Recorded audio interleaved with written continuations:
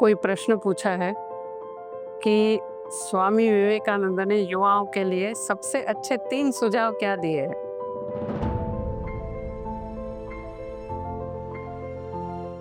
स्वामी विवेकानंद ने वो सुझाव और सिर्फ युवाओं के लिए नहीं, युवतियों के लिए भी, उसमें युवतियों भी निहित है। उन्होंने बताया है, खुद में श्रद्धा रखिए, स्वयं में श्रद्धा हो, अपने समाज पे श्रद्धा हो और इस राष्ट्र की नियति पे श्रद्धा हो। अभी ये जो 3 विषय है, इसको हमें थोड़ा अच्छे से समझना है। स्वयं में श्रद्धा हो यानी क्या? हमारे अंदर सारी शक्ति है, हम जैसा सोचते हैं वैसा बन सकते हैं।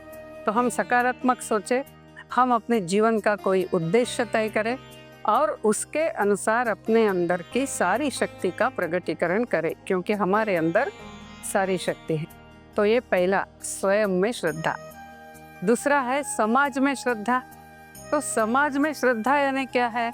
आज हम देखते हैं कि बहुत उल्टी सीधी घटनाएं होते हुए देखते हैं।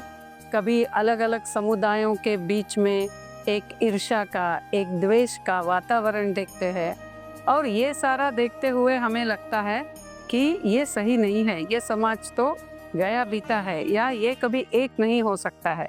यदि हम ऐसा सोचते हैं तो हम सबसे बड़ी गलती करते हैं, क्योंकि हजारों बरस यह राष्ट्र अलग अलग समुदायों को साथ लेकर एक रहा है और ये सारे समुदाय इतने हजारों बरस कभी भी किसी को समाप्त न करते हुए, हाँ, जैसे कभी घर में भाई भाइयों में झगड़ा होता है, बहनों में झगड़ा होता है, पिता पुत्र में झगड़े होते हैं, कभी विवाद होते हैं, संघर्ष होते हैं, कभी पड़ोसी से होते हैं, लेकिन फिर भी इसके अलावा भी, इसके बावजूद भी हमको एक कैसे रहना है ये पता है। रविंद्रनाथ टैगोर ने एक बार कहा है कि हमें भारत को समझना है तो भारत के इतिहास को समझना होगा। और इतिहास यानी क्या? ये आक्रमणकारी आया, उसने ऐसा आक्रमण किया, ऐसे अत्याचार किए, फिर ऐसा राज्य चलाया।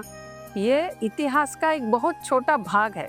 भारत का सही इतिहास तो ये है कि इतने सारे आक्रमणों के बावजूद भी इस राष्ट्र में क्या हो रहा था।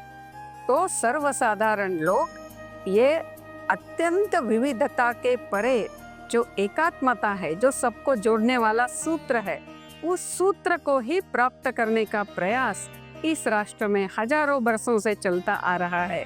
और रविंद्रनाथ टैगोर कहते हैं, ये बात जब हमें समझेगी, हमें समझ में आ जाएगा अतीत और वर्तमान और भविष्य को हम एक कर सकते हैं। तो यह दूसरा, ऊपर ऊपर कुछ दिखने से भी यह समाज साधारण समाज नहीं है, यह सहस्त्रों वर्ष सबके साथ प्रेम से रहा हुआ समाज है।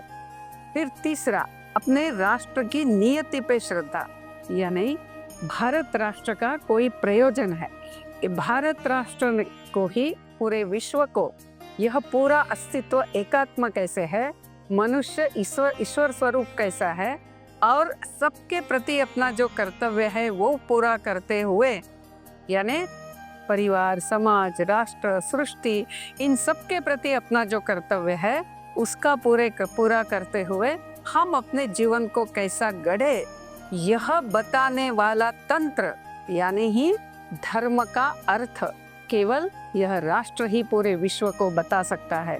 और इसीलिए हम इस राष्ट्र के